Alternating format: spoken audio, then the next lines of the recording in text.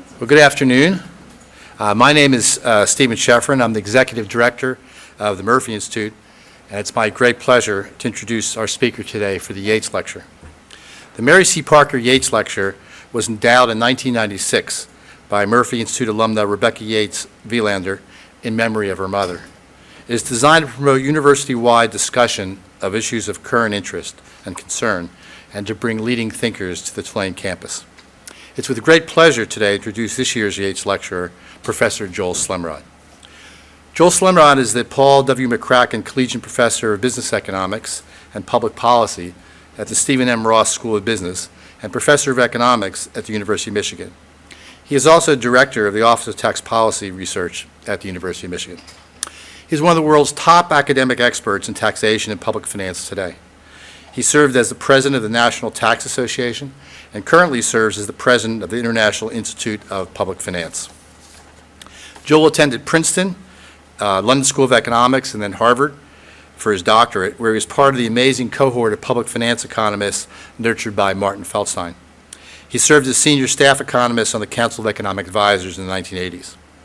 After a brief and perhaps cold spell at the University of Minnesota, he moved to the University of Michigan, where through his teaching, mentoring, research, and organizational skills at the Office of Tax Policy Research made Michigan a powerhouse in taxation and public finance. Joel has focused his attention on a diverse set of issues in public finance, including capital gains taxation, savings and bequest, progressivity of the tax code, taxation of international corporations, and tax compliance, among many others. His vita lists 17 books he either wrote or edited, touching on all these and other topics. The title of one of Joel's books, I think, encapsulates his approach to public finance. It is called Tax Policy in the Real World. All his research is focused on real-world issues, and that is why he has had such a big impact. One of his more recent books, Tax Systems, systematically tries to integrate realistic factors such as imperfect tax compliance with tax authorities into the traditional models of public finance. Now, many years ago, Joel invited me to write a paper for a conference he was organizing on progressivity and tax fairness, and he wanted me to focus on what psychologists and other social scientists had to say about the topic. I remember his exact words to me on the phone: "Be a little crazy." Well, when I saw the title of his talk today, he will deliver, I knew he took his own words to heart. Joel will be speaking to us about taxing beers and breasts, wigs and windows, weird taxes of the past, and their lessons for tax policy today. After his talk, we'll have time for questions and answers, and a reception next door will follow. Please join me in welcoming Professor Joel Slemrod.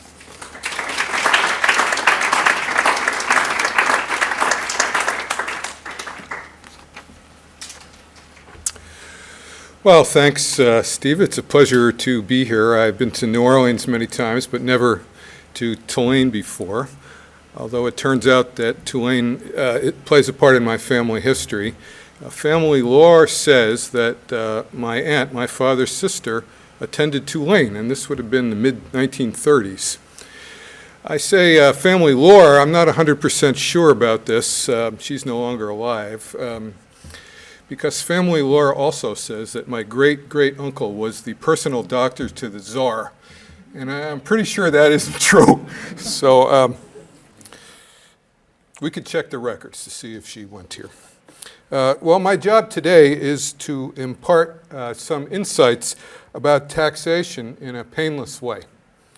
And the anesthetic I will use is to discuss some weird, preposterous taxes from the distant past and the not-so-distant past, and try to convince you that although the world has changed a lot since many of these taxes were levied, sometimes one can discern the same kinds of trade-offs that tax policy makers today face.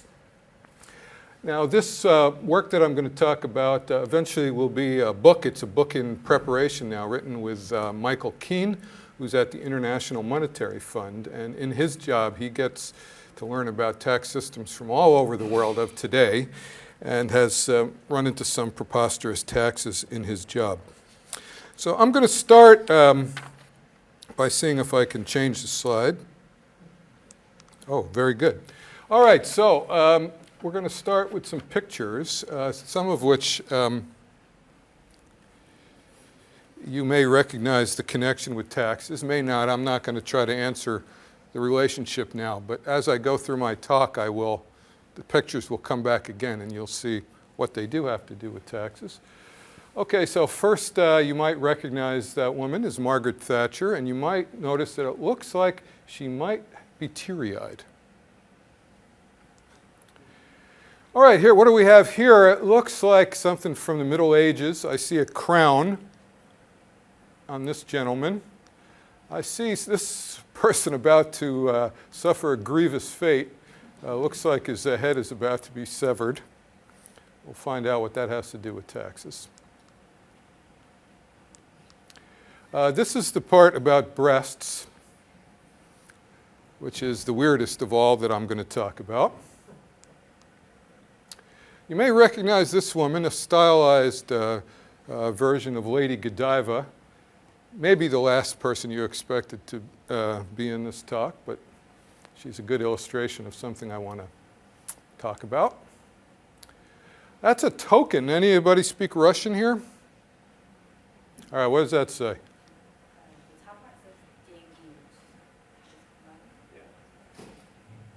How will you translate this? The top part is money. You don't know the second one? Maybe something to do with a beard? Okay, that looks like a beard, right? And that may be a mustache. No idea what that's a nose maybe. This, okay. I'll explain what that has to do. All right, this is a building in the UK.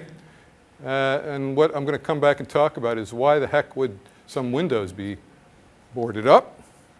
You'll have noticed in the title there is something about window taxes. Here's a house, this one right here. It's very thin. This is a house that's different. Ownership is different and occupancy is different than the ones around it. Another one, very thin house. This is in, well, I don't remember where this, you know where it is, right? That's from Nolans. These are called rocket houses in Vietnam. Same idea. Very tall and very thin frontage, narrow frontage. All right, this is a dog without a tail. What's that have to do with taxes? You'll know. William Tell, shooting an apple off his son's head. These are models. They are dressed in something that conjures up money. You can see a coin here. And there's coins here. I'll explain what that has to do with taxes. This is a house. It's a house called Ugland House, and it's in the Cayman Islands. I'll tell you what's special about that. And of course, no anesthetic or nothing. Let me just show you. And of course, the last thing is Elvis. I will tie Elvis into this. And it's not only Elvis, it's Elvis on a postage stamp of an African country, Burkina Faso. And I'll explain what that has to do with taxes. All right, so I'll come back to all these things as I go along. So as I said, today what I want to do is use historical episodes from ancient times to the present to illustrate some of the basic principles of taxation, but try to do it in a way that will make it fun or interesting. Sometimes these principles are hard to see in taxes we have today because we're so used to them, we maybe don't think of the alternatives. And because we're distracted from the principles by the political rhetoric that accompanies today's taxes. So as I said, I'm going to focus on taxes that may at first seem far-fetched or ridiculous, preposterous, weird, but often, not always, but often with some persistence, one can make out some rationale for these taxes and even see, as I said, the same kinds of trade-offs in tax policy we have today. Sometimes governments then are trying, and now are trying to do what's best for the citizenry, and they're misguided. And sometimes we'll see that sometimes ancient or antiquated taxes that at first seem laughable are actually far from stupid, at least in the environment of the time when these taxes were levied. So now let's go to these episodes. So in the beginning, It turns out that recorded human history is actually very much the history of taxation, because right from the beginning, this was very important to keep track of for officials and people in charge.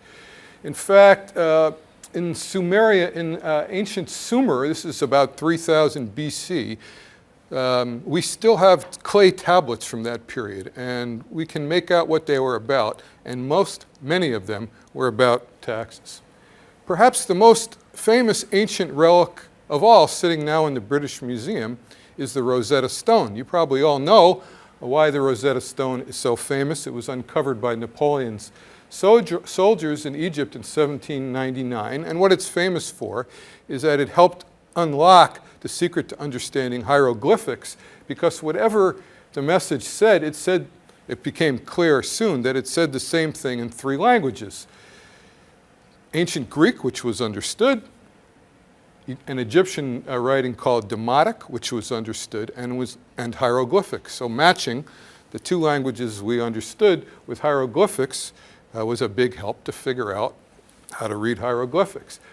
What was so important to write out in 3 different languages? And the answer is, of course, if you've been following taxes, the text on the Rosetta Stone is about returning to the temple some tax privileges that they had had a long time prior. Okay, so let's start with windows. So it was 1696 that in England they levied a tax on the occupants of a house based on the number of windows that the house had.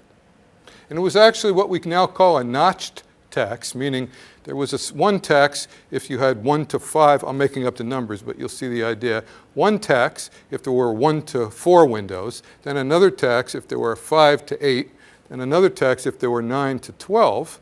And whenever there's notches, there's often bunching. So we would expect, if we looked at the data to see how many windows were in the tax base, we would see a lot of 4s, but very few 5s. Because if you go from 4 to 5, you have a discrete increase in tax.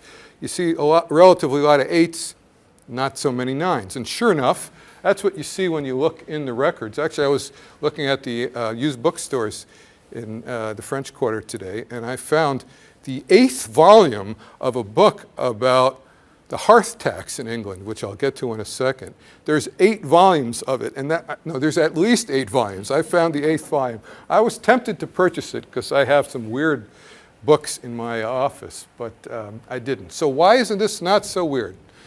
What the English were trying to do is levy a tax that was related to the value of the house. Okay? But this was back in the day when there weren't a lot of markets for taxes. You couldn't go to Zillow and just type in the address and find an estimated market value.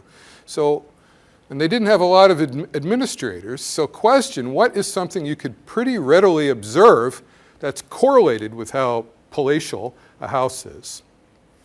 And the answer at first was not windows, it was hearths or fireplaces, hence the book in the bookstore here.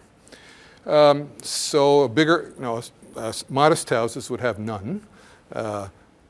Less modest, 1, 2, 3. So there was a tax based on how many hearths you had. What's the problem with a hearth tax?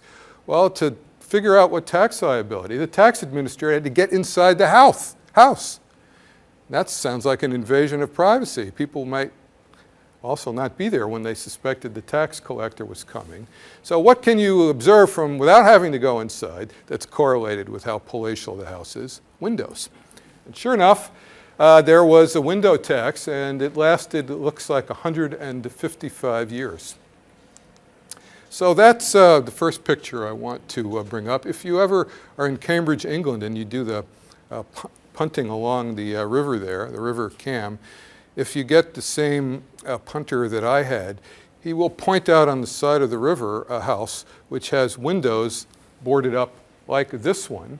And there are plenty of stories of houses, and you see it all over, of houses built before the window tax or were up at the time of the window tax, and they just filled up the windows. There are also stories that the design of houses became such that one window would shed light into 2 separate rooms, so it would right be in between 2 rooms.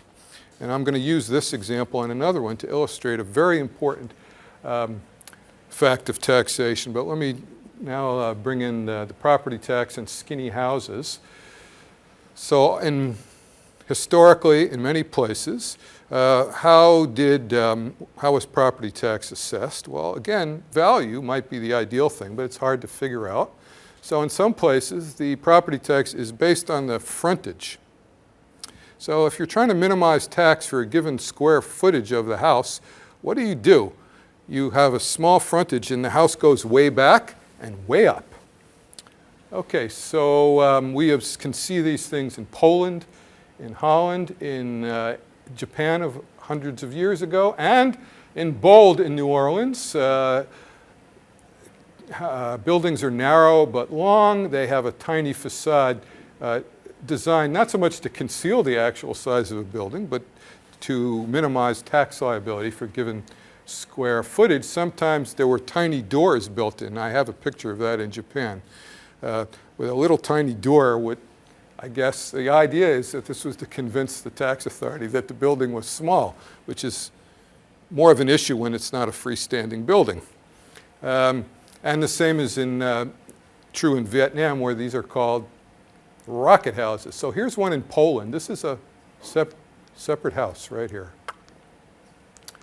Here's one in Amsterdam. I couldn't remember where it was, but it looks like it's next to a Vietnamese restaurant. But it's Amsterdam. New Orleans. Notice how far back it goes, right? So this is not a tiny house square footage-wise necessarily. And then these are rocket houses in Vietnam. Okay, next, I have a few stories about dogs. So this is, my co-author is English, and so he has a very dry sense of humor. So I won't point out where his dry sense of humor comes in other than this title. Okay, so the tale begins in 10th century England, where back then the nobility and the crown had a lot of say, and one thing they said was that only they could have dogs. Peasants could have small dogs, but only to the extent that they could kill vermin. They couldn't be used to hunt because that might poach the royal game and would interfere with the hunting liberty of the upper classes. So at first they said they had to mutilate their dogs to keep them from being useful for hunting. But eventually, as it often happens, it came down to a tax. So there was a tax on dogs not owned by nobility or the crown. But there was an exemption, and the exemption was for dogs used for a particular purpose. And the particular purpose was that dogs with docked tails, which means with the tail cut off, were exempt under the idea that a dog without a tail would be so handicapped in balance and mobility that they could not be successful in hunting. So you didn't have to pay the tax if you had a dog without a tail, on the idea that that could never be a hunting dog. Well, the tax lasted for hundreds of years, but by the time it was repealed in 1795, people had gotten used to the look of an old English sheepdog without a tail. And so even when the tax was repealed, people kept slicing off the tail. And an example is a Doberman Pinscher. I'm not a dog person, so fill in the details if I've got this wrong. The natural tail of a Doberman Pinscher is fairly long, but it's very common to see a Doberman Pinscher with a short tail because it's been docked, cut off, mutilated. Originally, at the margin at least, for tax purposes. And even after the tax no longer was around. And so that's why this picture is here. This is a picture of a dog with a docked tail. This is a fill-in until I could think of something funny to say here. Anybody? Okay. So why does this illustrate an important fact of taxation? So when we teach taxation to our students, we talk about the excess burden of taxation. What does that mean? That means that in the process of collecting, I'll be the government, you can be the citizens. In the process of collecting tax from you, the burden on you is almost always more than the amount of money that you have to remit to the government, because the tax induces you to change your behavior from more highly taxed things to less highly taxed things. Now, usually we think that the biggest source of excess burden is that a tax on labor income or on consumption induces people at the margin to not work as much or not work at all, because the tax reduces the reward to working, or in other words, it reduces the price of leisure or not working. So we put a lot of effort into calculating how much less work, how much less hours of work there is because of a tax on income or a tax on consumption. We look to see how much less saving there is, because an income tax taxes the return to saving. Now, how do we do that? Well, we have to econometrically estimate the counterfactual. How much would people have worked if it weren't for this tax? And we try our best to do that in a convincing way, but in the end, you have to get through some econometrics. But in these examples I showed you, it's excess burden it's a visual excess burden. We know that if it weren't for taxes, houses would never be built the way they were with the windows. Dogs would not have their tails cut off. I don't know that for sure, but I'm pretty sure. Right? Houses would not be tall and skinny just in those places where they have a frontage-based property tax. So what I'm trying to do is show you visually the concept of excess burden. Not only did these people who owned houses in England have to remit tax, and the house owners in Vietnam have to remit tax, but they also changed the way the house looked, and they changed the way the dogs looked. And that's a visual representation of this very important concept of excess burden.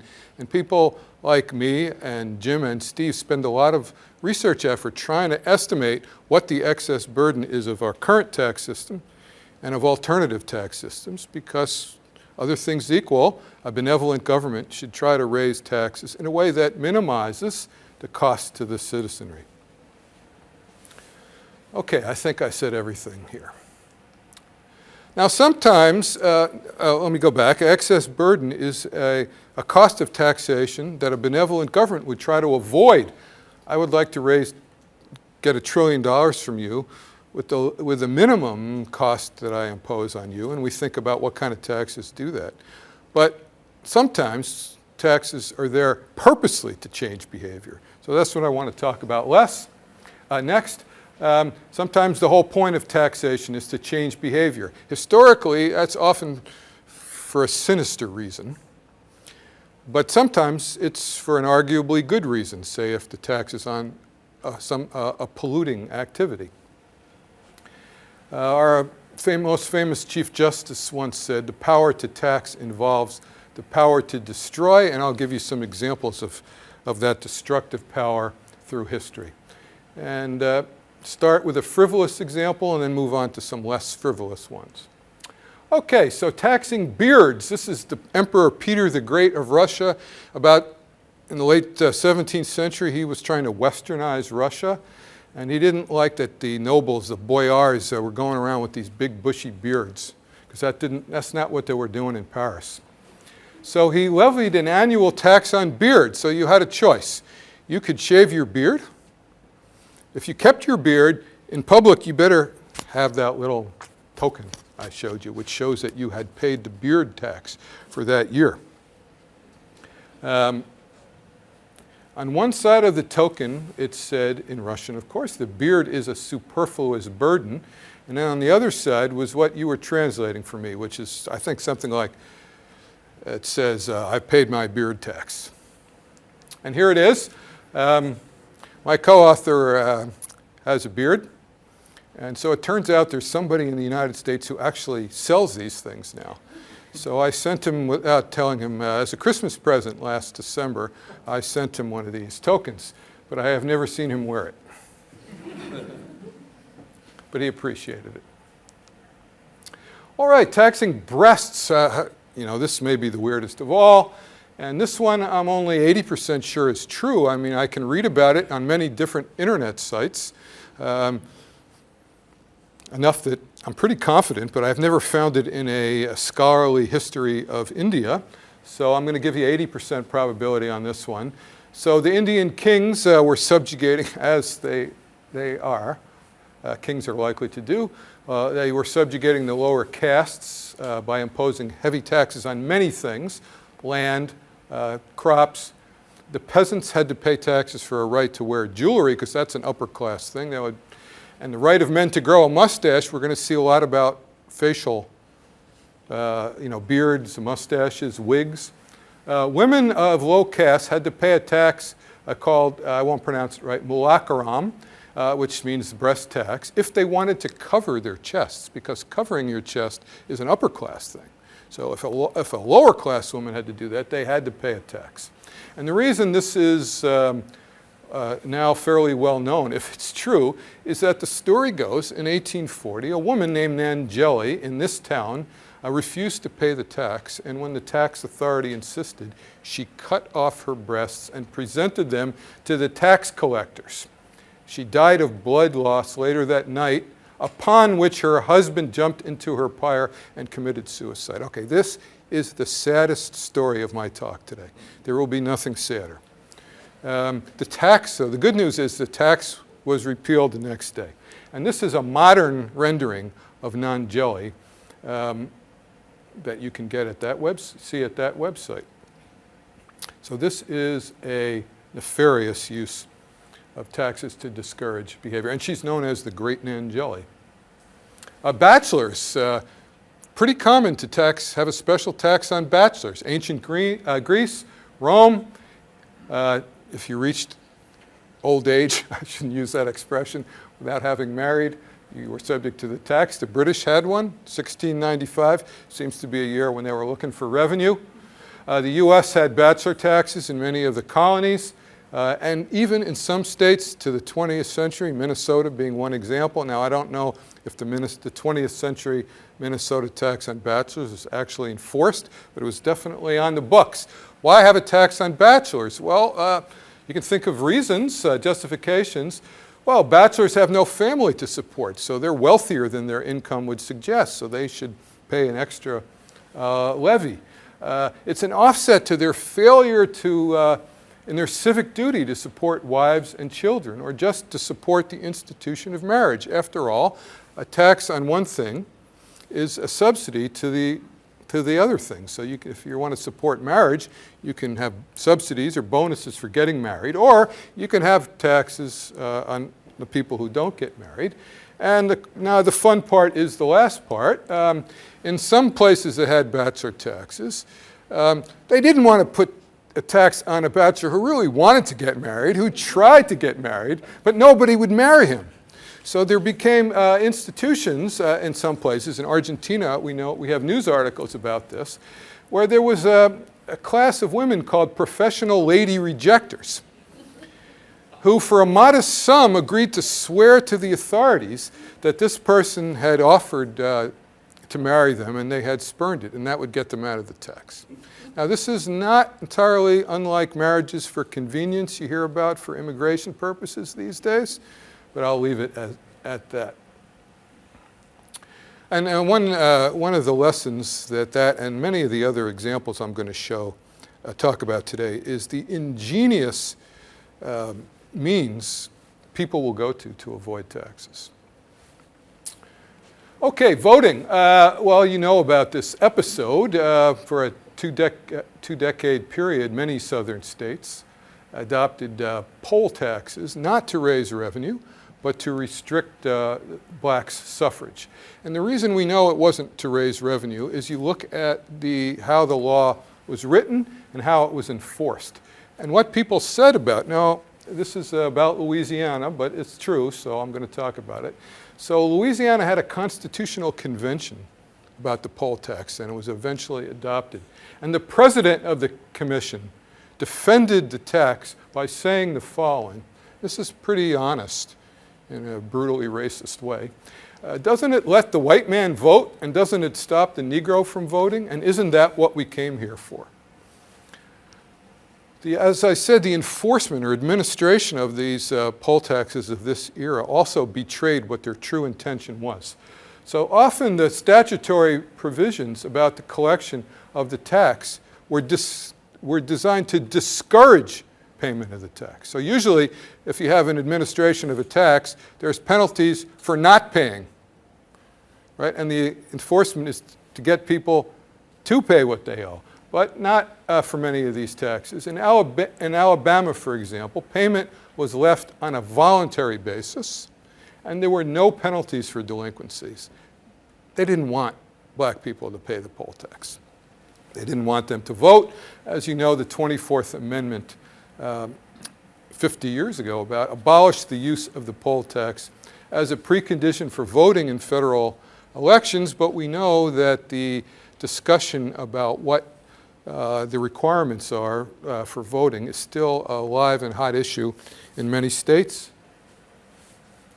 So that hasn't gone away. Okay, so I said sometimes taxes are there to affect behavior on purpose. And so far I've given you ones that are mostly nefarious purposes. But sometimes taxes are designed to discourage or encourage behavior, and there's actually a very good economic justification.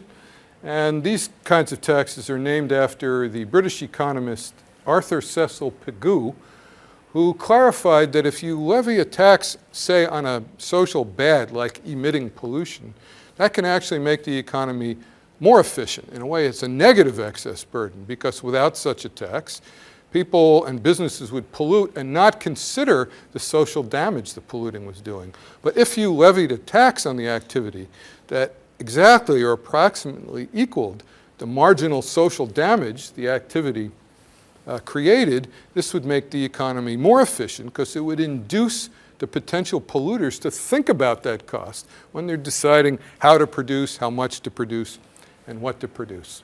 So these are taxes designed to discourage behavior if it's a negative externality, which are good things. And it's used to now, these days, to discourage taxes on carbon fuels, driving on congested roads, and sometimes, if it's a positive externality, a good thing that people who potentially do the activity don't think about, like fundamental research and development, you want to put a subsidy so that you are induced to consider the social benefit when you're deciding whether to do R&D, how much R&D to do, and what kind of R&D. And they're now known as Pigouvian taxes, although sometimes some people call it Pigouian taxes, and I think that's just a horrible sounding name. So for me, it's Pigouvian. All right, we're back to pets. Everybody can relate to pets. So this is an anesthetized way for you to learn about tax principles. So here's the first one. Livestock, I'll use the word emit, methane gas. In many countries, the contribution to methane in the atmosphere, there's a non-trivial amount of it is produced by livestock emissions. Denmark actually proposed a tax on cow flatulence, but it was not approved. This is recently. New Zealand farmers protested a similar tax. They refused to pay, and in a wonderful example of tax protest, they sent packages of manure to government officials. So this is a negative externality. If you think that the methane is bad for the environment, you should put a Pigouvian tax on all emissions, not some emissions, including on livestock emitters. So now we're back to dogs. There's 3 or 4 episodes about dogs in the book. There's actually a dog tax in Germany, which is dependent on where the owner lives and the breed of the dog. So the question is this a Pigouvian tax? What's the negative externality that dogs generate? Well, it could be that they're dangerous, and so that would be consistent with how the German tax works, because dogs deemed dangerous, Dobermans and Rottweilers, are taxed at a higher rate than other dogs. But it also, there's another kind of Pigouvian externality, which is actually stepping in dog poop. And so if that were the motivation for the dog tax, you would think the tax would be higher in urban areas where there's more people likely to step in it. And sure enough, so that would also relate to barking, so that a barking dog is more likely to upset the neighbors when there are neighbors. So you don't need a Pigouvian tax on barking if you live on a farm in the middle of nowhere. Okay, so here's some other taxes on particular things. So you get to choose whether you think this is Pigou. So these taxes are there to tax things with negative externalities, or whether it's just pure interest group politics. I won't go into detail on each. So the taxation of margarine is a very interesting episode. When margarine was invented in the late 19th century, a lot of taxes and even the federal government were not happy, and they levied taxes on margarine. It's actually a big issue in some corn-producing states. Okay, is that Pigou? What's the negative externality for margarine? I think pretty much nothing.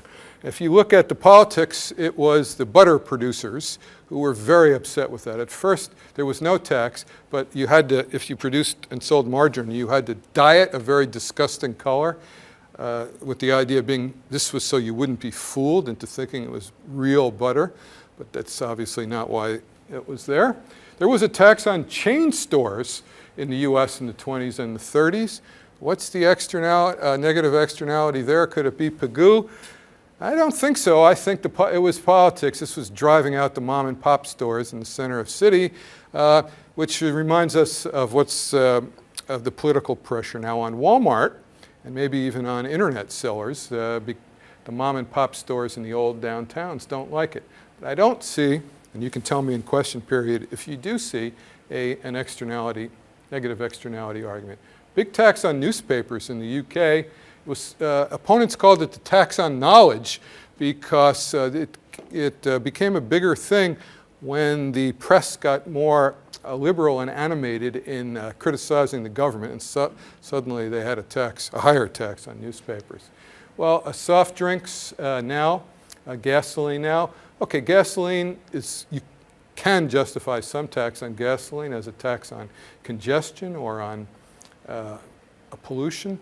Soft drinks is sort of the frontier now of Pigouvian arguments. It's not really an externality. If you drink a lot of soft drinks, you're not really harming others. So the argument is you're harming yourself. And somehow the argument must be that people don't have the self-control to stop harming themselves. So by putting a tax on, we will get them to do what they would want to do if they had self-control. So when we talk a little bit about tax evasion, I study tax evasion, and I find it interesting to see the lengths people will go to evade their taxes and what governments do to stop it. So the history of tax evasion begins about at the same time as the history of taxation. Not a surprise. I think the oldest reference we have is this papyrus from 7th century BC, which is a deed where an old man transfers property to his son at a nominal price, thus apparently escaping estate taxes. So that's been going on now for about at least 2,700 years. The IRS these days thinks that about 15% of federal tax liability is not remitted, and this is one I find fascinating. They think that the compliance rate, so what fraction of the tax that is due do people actually remit, they think it's about 99% for wages and salaries. Why? Because if I decided not to report my salary from the University of Michigan, it would take a matter of weeks before I got a computer message from the IRS. It said something like, I don't want to bother you, but it's sort of funny. We got this data from your University of Michigan, which says they paid you X dollars, and you forgot to mention it on your tax return. So that would not be a good idea for me to fail to do that. But the compliance rate is only 44% for self-employed and small business income. Why? Because there's no third-party information reporting for that. There's no equivalent of the University of Michigan telling the IRS how much a self-employed person makes. And the evasion rate, not the compliance rate, the evasion rate is certainly higher in many other countries, although for reasons you could probably guess, it's not easy to confidently measure tax evasion. So I thought you'd be interested to know who some famous tax collectors are. Next slide will be famous tax evaders. You probably know some of these people. Adam Smith and his father were both tax collectors. Thomas Paine, famous from the American Revolution. The chemist Antoine Lavoisier was a tax collector. Rousseau the painter. Chaucer the author. Cervantes the author. Samuel Adams, famous American patriot. Herman Melville the author. And John Locke the philosopher. They all worked at one time or another as tax collectors. You're probably more interested in the famous tax evaders of the past and present. Okay, Sophia Loren. Only the people of a certain age will recognize Abbott and Costello. Brilliant comedians. The author Thoreau, this might have been an evasion of conscience. He actually spent one night in jail. Spiro Agnew, former vice president. Al Capone, famous mobster, went to Alcatraz not for being a mobster, but for being a tax evader. It was easier to get him, quote unquote, on tax evasion. Martha Stewart, you all know, not the signer, the singer Willie Nelson. Leona Helmsley, who was a real estate magnate and married to one, who was famous for saying, "Why she doesn't have to pay taxes. Only little people pay taxes." Dolce and Gabbana. Well, let me do Lionel Messi first. You all know, the famous football player. His case is still pending. He says, in his defense, that he didn't do his tax affairs. His father handled it. He knew nothing about it. So he shouldn't be held for, shouldn't be punished for that. So Dolce and Gabbana, the famous designers, they were indicted for tax evasion in Italy, but they were actually cleared in the end. And that's what this is from. I bet none of you guessed that. So they were a little pissed off at the fact that they were hauled in for tax evasion. So they actually had a line of women's wear, which had coins and spoofed the idea that they were indicted for tax evasion. So I'm guessing the last two nobody guessed. So how do we enforce taxes? Well, let's start with some preposterous ways of the past. Some of you may have heard of Vlad the Impaler, who was known as Dracula. Not the Dracula, but he was known as Dracula. And so when the merchants of a town, which is now in Romania, Brasov, didn't remit their taxes, Vlad led an assault on the town, setting it on fire and impaling many of its inhabitants. You'll see that he was known as Vlad the Impaler for this and other incidents. So they didn't mess around sometimes. I imagine there was no time for trials or appeals. So, and now we're to William Tell, because the story goes, and again, you read different stories about this, but I'm going to go with the tax story. When the Austrian Habsburg ruling family refused to acknowledge the independence of some local communities and attempted to tax them, the Swiss rebelled against paying the Habsburgs. And William Tell was one of them. And for his punishment, he had to shoot an apple from his son's head. And there are some stories about the origin of this incident that don't include taxes, but I don't believe them. He was a tax protester. So let's move to the current day. We don't impale people in the United States, in the modern United States. One thing we do is audit people, but we only audit less than 1% now of individual income tax returns. More important probably is these third-party information reports. The fact that the University of Michigan is telling the IRS what they paid me, which makes it very hard for me to evade. The banks tell the IRS how much interest they paid. Corporations tell the IRS to whom they paid dividends, and along with Social Security numbers. That's a very important modern tax enforcement mechanism. In some countries, there's public disclosure of tax return information. In Norway, you just type in your Social Security number and you can look up what the taxable income of any Norwegian citizen is. So if you're suspecting that your braggart brother-in-law is not paying all his taxes, you can go in and see what your brother-in-law said their income was. And if you have evidence to suggest that's wrong, you can whistleblow.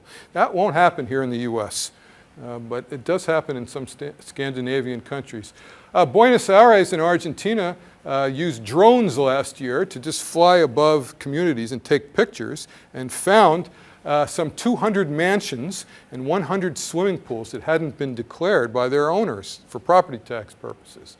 So it's an arms race between evaders and enforcers, and always has been. I'm going to tell you about one rather new technology in the arms race, and these are called zappers. So what's a zapper? So you run a retail business and you have an electronic cash register, and you know that if you ever get audited for sales tax or income tax purposes, they're going to ask for your electronic register.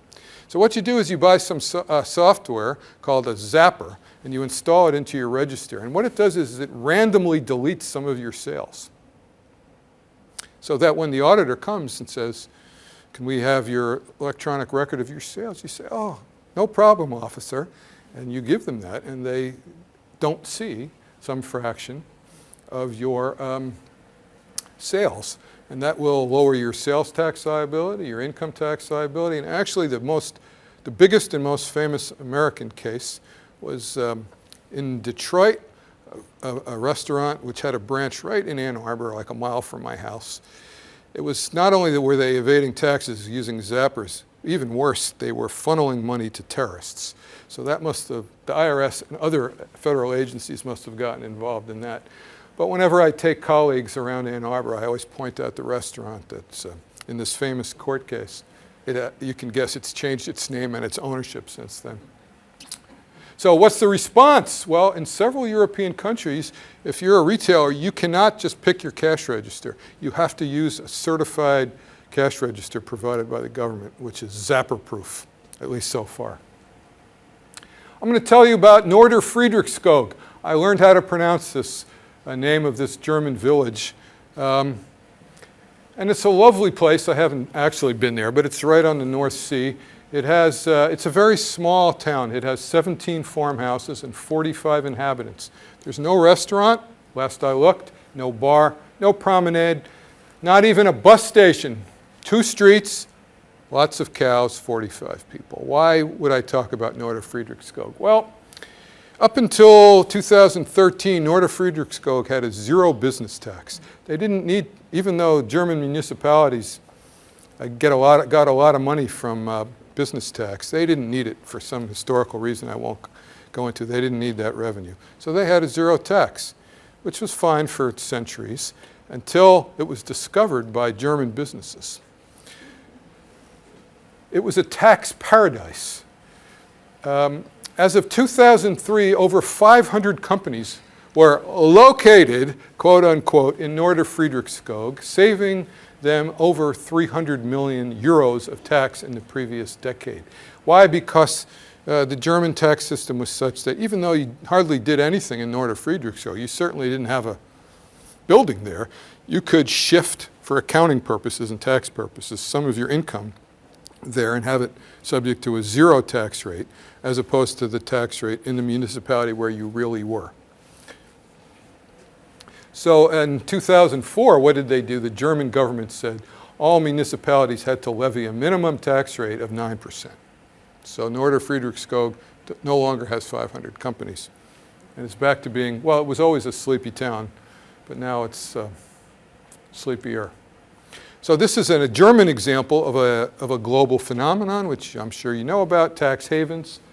So many countries operate as international tax havens, which they have very low tax rates of income earned in their country, and they facilitate avoidance and evasion by making it easier for companies and individuals to claim that some of their worldwide income was actually earned in that haven.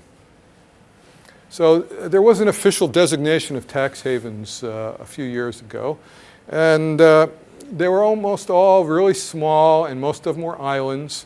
And I like this statistic. At the time, the population of these 41 havens, which is what, about 15 or 20% of all the countries of the world, was 0.18% of the world's population.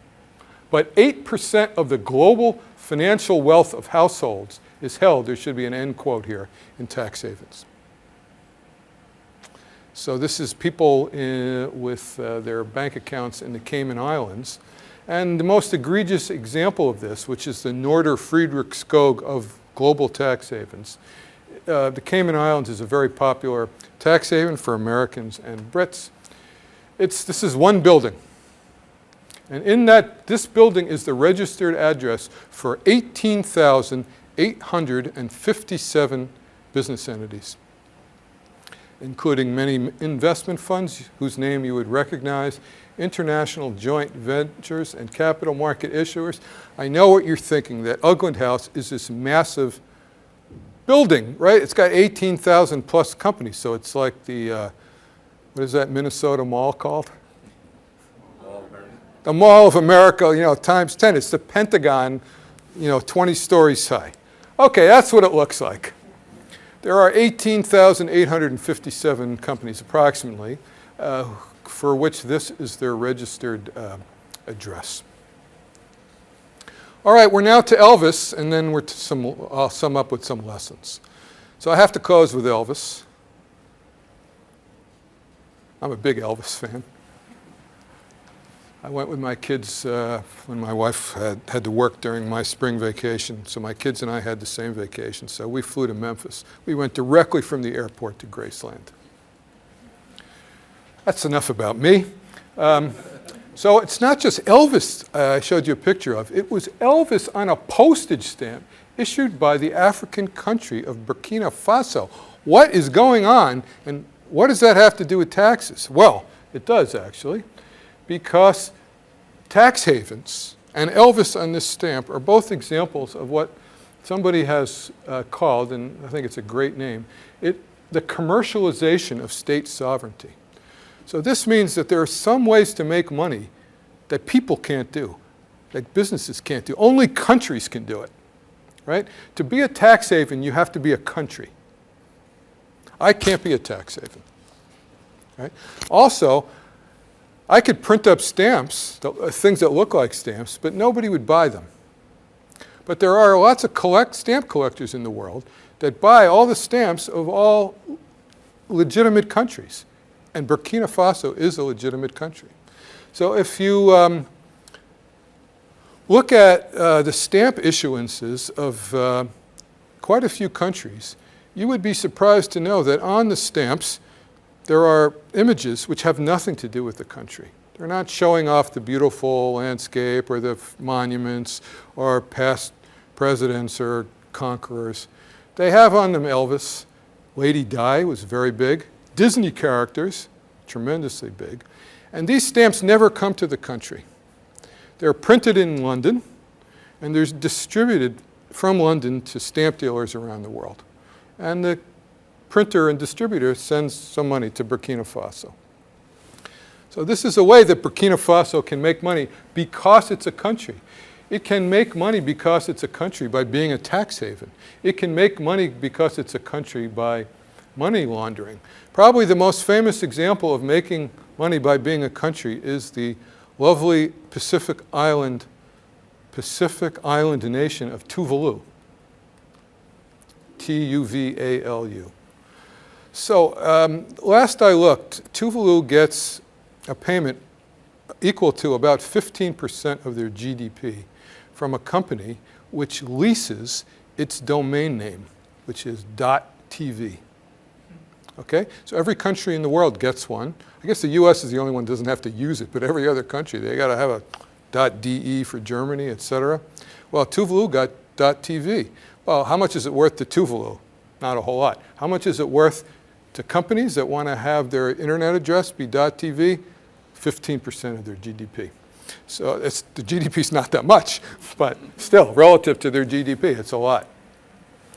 And so tax havens are an example of the commercialization of state sovereignty. And not all academics who study tax havens agree with me, but I think they exact a non-trivial excess burden on world economies because people put their bank accounts in the Cayman Islands where otherwise they would want to just have it down the street, just like people boarded up the windows and cut the tails of dogs. were inducing companies and individuals, high wealth individuals, to do things they wouldn't otherwise do. It's costing relatively high tax countries a lot of revenue, and a lot of excess burden is created. So Elvis lives on Burkina Faso stamps, and many, many stamps. I didn't have to search far.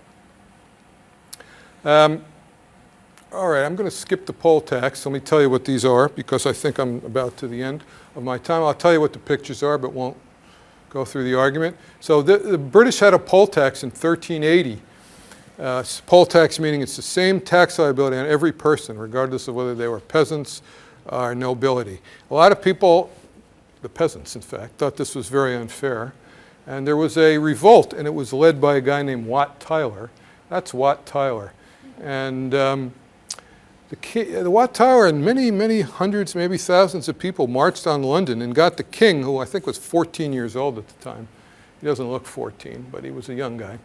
I got him to agree to rescind the poll tax. But then for some reason that historians are not clear about, the next day he wanted another meeting with the king. And this time, the sides were on either side. Look, there's the soldiers here on one side, but there were also soldiers here. They came out and they met each other. This time the king came with his friend with the sword, sliced off his head, and rescinded the rescinding of the poll tax, and that was pretty much the end of the revolt.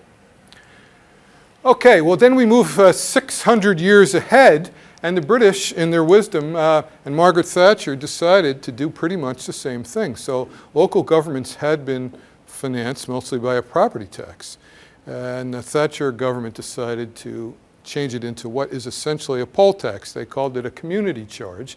And the argument, or one of the arguments, was that everybody should feel ownership of local expenditure. So everybody should have to bear some of the burden of the tax, even if they had no property or little property.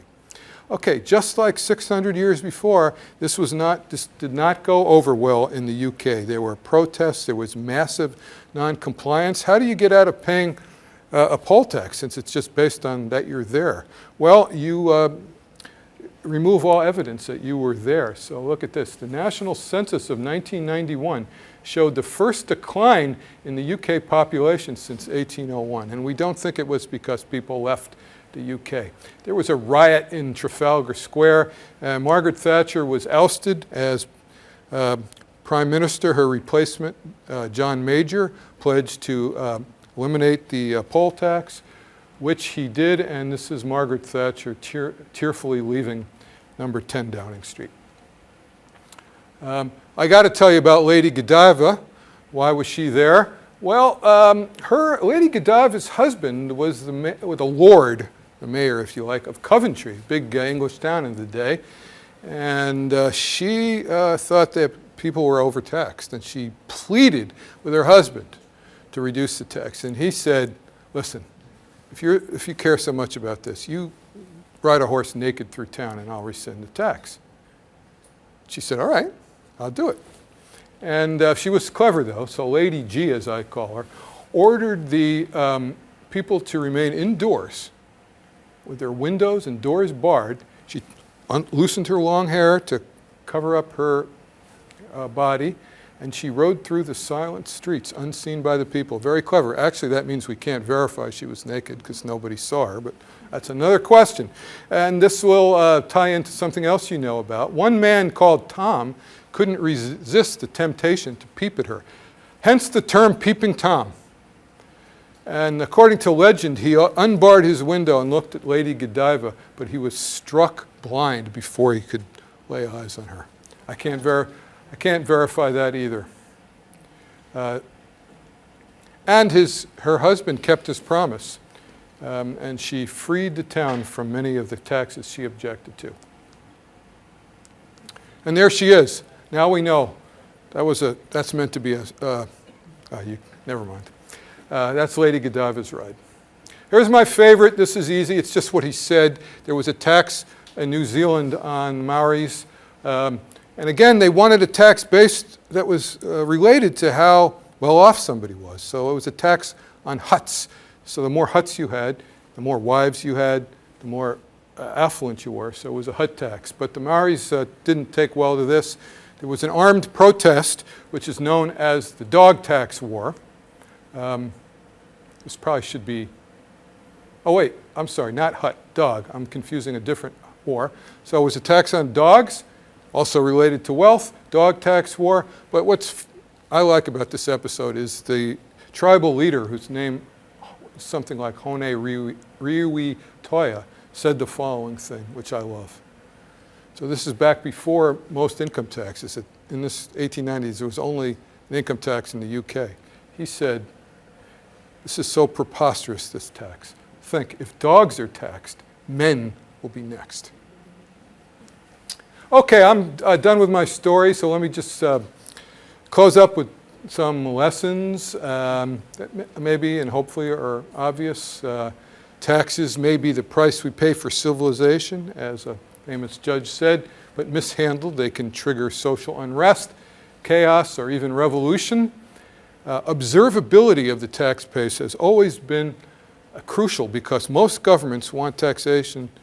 They want to be seen as a legitimate government, so they want to be able to say, here's what taxes are based on. Everybody faces the same rules, but for that you need a base that's observable. So what can be observed has changed over time. The hearth tax, hearths were observable, which this is, here we go, but were hard to observe, then they moved to windows.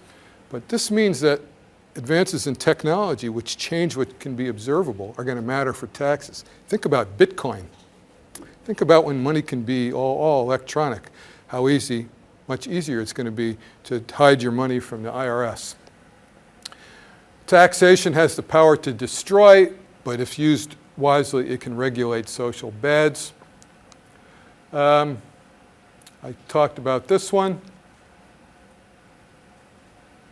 So let me just close with the last two, which are important. I didn't spend as much time as I would like to on these. But it's about whether each country can, looking in the future, can make their own tax policy, or whether we're going to need to have multilateral cooperation. When tax bases can cross borders, which is certainly true these days, especially for mobile capital, but also for people, multilateral cooperation is becoming more and more essential, at a minimum to help other countries enforce their own taxes. But maybe we're going to be thinking about harmonization of tax rules soon, which means that I think countries have to recognize that the prospect of their exercising full tax sovereignty is long dead.